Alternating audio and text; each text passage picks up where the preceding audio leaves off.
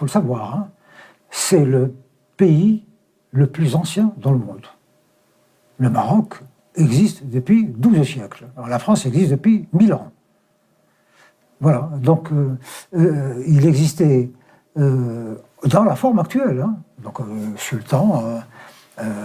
Donc c'est un vieil État.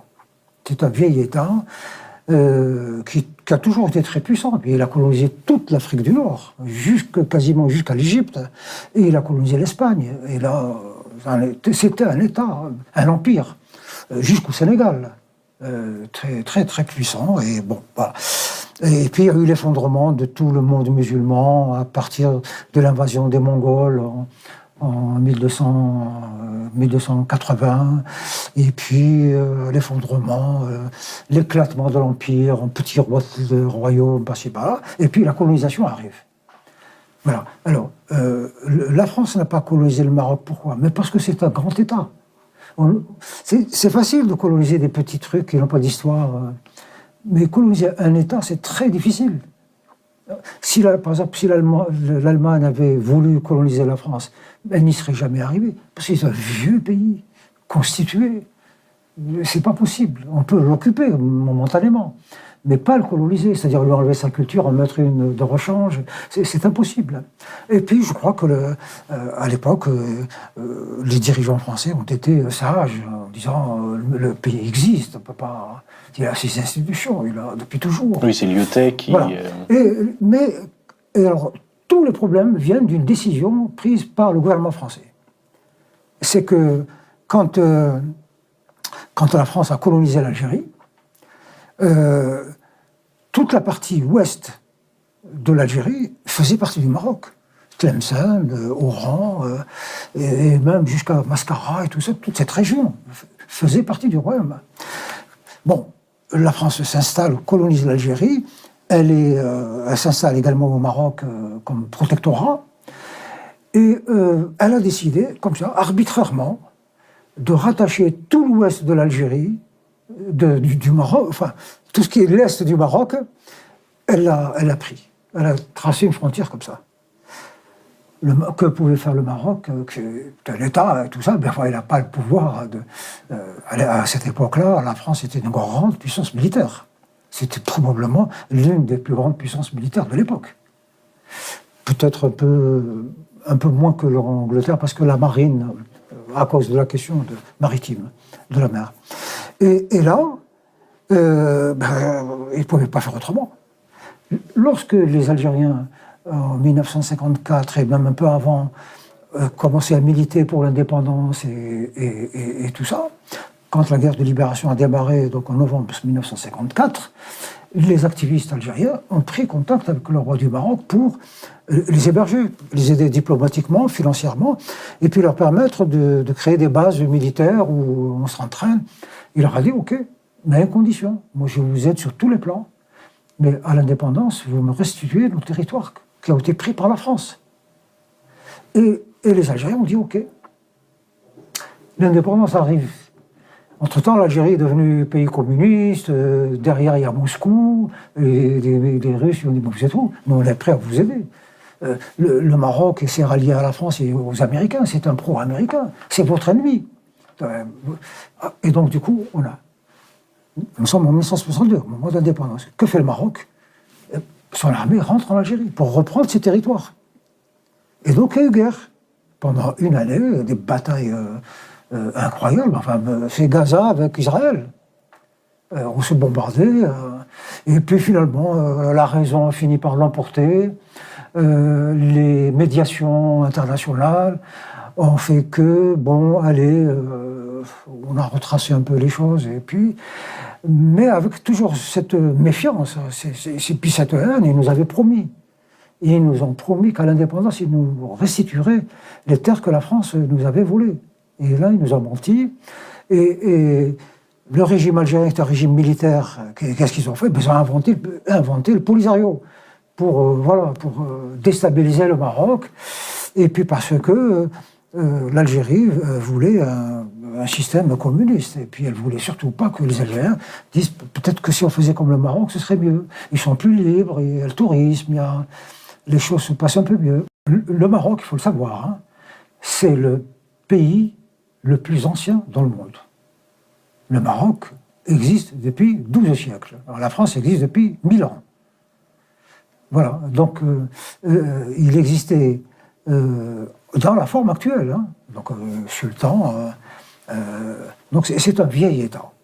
C'est un vieil État qui a toujours été très puissant. Et il a colonisé toute l'Afrique du Nord, quasiment jusqu'à l'Égypte, et il a colonisé l'Espagne. Et là, c'était un État, un empire, jusqu'au Sénégal, très très très puissant. Et bon, voilà.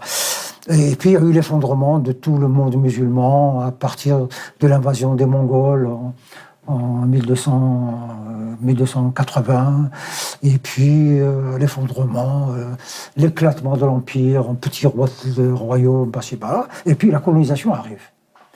Voilà. Alors, la France n'a pas colonisé le Maroc, pourquoi? Mais parce que c'est un grand État. C'est facile de coloniser des petits trucs qui n'ont pas d'histoire, mais coloniser un État, c'est très difficile.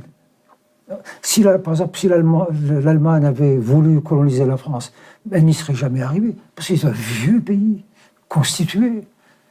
C'est pas possible. On peut l'occuper momentanément, mais pas le coloniser, c'est-à-dire lui enlever sa culture, en mettre une de rechange, c'est impossible. Et puis, je crois que à l'époque, les dirigeants français ont été sages, en disant le pays existe, on peut pas. Il a ses institutions, il a depuis toujours. Oui, c'est Lyotet qui. Voilà. Et alors, tous les problèmes viennent d'une décision prise par le gouvernement français. C'est que quand la France a colonisé l'Algérie, toute la partie ouest de l'Algérie faisait partie du Maroc. Tlemcen, Oran, et même jusqu'à Mascara et tout ça, toute cette région faisait partie du royaume. Bon, la France s'installe, colonise l'Algérie, elle s'installe également au Maroc comme protectorat, et elle a décidé, comme ça, arbitrairement, de rattacher tout l'ouest de l'Algérie, du Maroc, enfin, tout ce qui est l'est du Maroc, elle a pris. Elle a tracé une frontière comme ça. Que pouvait faire le Maroc, l'État, tout ça, ben, enfin, il n'a pas le pouvoir à cette époque-là, la France était une grande puissance militaire. C'était probablement l'une des plus grandes puissances militaires de l'époque. Peut-être un peu moins que l'Angleterre, parce que la marine, à cause de la question maritime, de la mer. Et là, ils ne pouvaient pas faire autrement.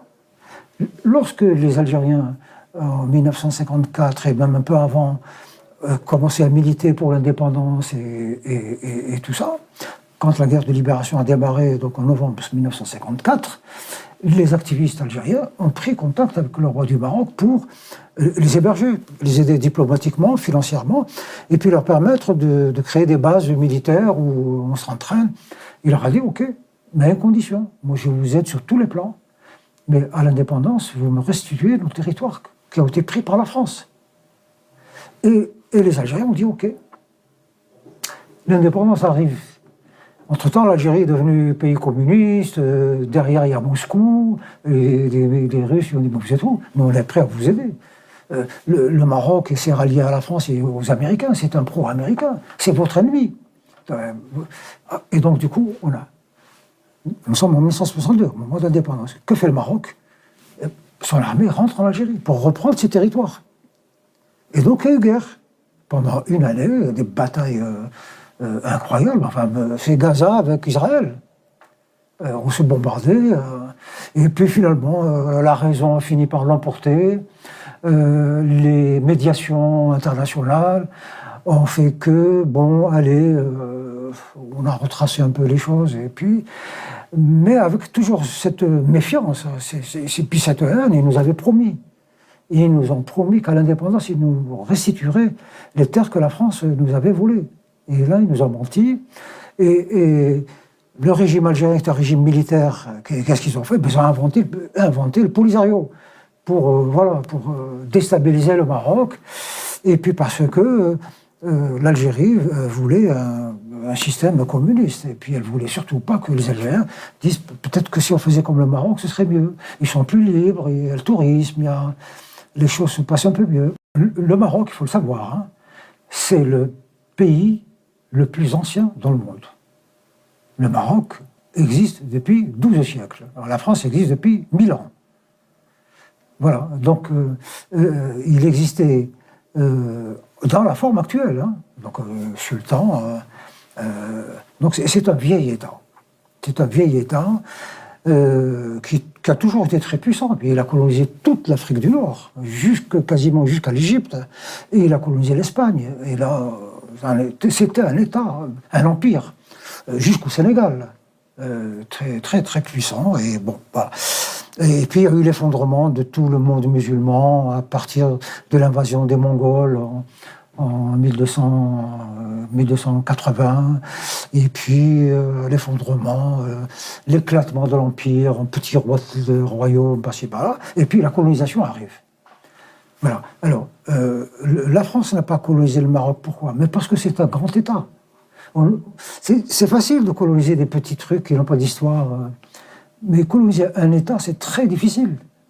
Par exemple, si l'Allemagne avait voulu coloniser la France, elle n'y serait jamais arrivée, parce que c'est un vieux pays, constitué. C'est pas possible. On peut l'occuper momentanément, mais pas le coloniser, c'est-à-dire lui enlever sa culture, en mettre une de rechange, c'est impossible. Et puis, je crois que à l'époque, les dirigeants français ont été sages, en disant le pays existe, on peut pas. Il a ses institutions, il a depuis toujours. Oui, c'est Lyotet qui. Voilà. Mais alors, tous les problèmes viennent d'une décision prise par le gouvernement français. C'est que quand la France a colonisé l'Algérie, toute la partie ouest de l'Algérie faisait partie du Maroc. Tlemcen, Oran, et même jusqu'à Mascara et tout ça, toute cette région faisait partie du royaume. Bon, la France s'installe, colonise l'Algérie, elle s'installe également au Maroc comme protectorat, et elle a décidé, comme ça, arbitrairement, de rattacher tout l'ouest de l'Algérie, du Maroc, enfin, tout ce qui est l'est du Maroc, elle l'a pris. Elle a tracé une frontière comme ça. Que pouvait faire le Maroc, l'État, tout ça, ben, enfin, il n'a pas le pouvoir à cette époque-là, la France était une grande puissance militaire. C'était probablement l'une des plus grandes puissances militaires de l'époque. Peut-être un peu moins que l'Angleterre, parce que la marine, à cause de la question maritime, de la mer. Et là, ils ne pouvaient pas faire autrement. Lorsque les Algériens, en 1954 et même un peu avant, commençaient à militer pour l'indépendance et tout ça, quand la guerre de libération a démarré, donc en novembre 1954, les activistes algériens ont pris contact avec le roi du Maroc pour les héberger, les aider diplomatiquement, financièrement, et puis leur permettre de créer des bases militaires où on s'entraîne. Il leur a dit, OK, mais à une condition, moi je vous aide sur tous les plans, mais à l'indépendance, vous me restituez nos territoires qui ont été pris par la France. Et les Algériens ont dit, OK. L'indépendance arrive. Entre-temps, l'Algérie est devenue pays communiste, derrière il y a Moscou, et les Russes ils ont dit, bon, c'est tout, nous on est prêts à vous aider. Le Maroc s'est rallié à la France et aux Américains, c'est un pro-américain, c'est votre ennemi. Et donc du coup, nous sommes en 1962, au moment d'indépendance. Que fait le Maroc? Son armée rentre en Algérie pour reprendre ses territoires. Et donc il y a eu guerre. Pendant une année, des batailles incroyables. Enfin, c'est Gaza avec Israël. On se bombardait. Et puis finalement, la raison a fini par l'emporter. Les médiations internationales ont fait que, bon, allez, on a retracé un peu les choses. Et puis, mais avec toujours cette méfiance, puis cette haine, ils nous avaient promis. Ils nous ont promis qu'à l'indépendance, ils nous restitueraient les terres que la France nous avait volées. Et là, ils nous ont menti. Et le régime algérien est un régime militaire. Qu'est-ce qu'ils ont fait? Ils ont inventé le Polisario pour déstabiliser le Maroc. Et puis parce que l'Algérie voulait un système communiste. Et puis elle voulait surtout pas que les Algériens disent peut-être que si on faisait comme le Maroc, ce serait mieux. Ils sont plus libres.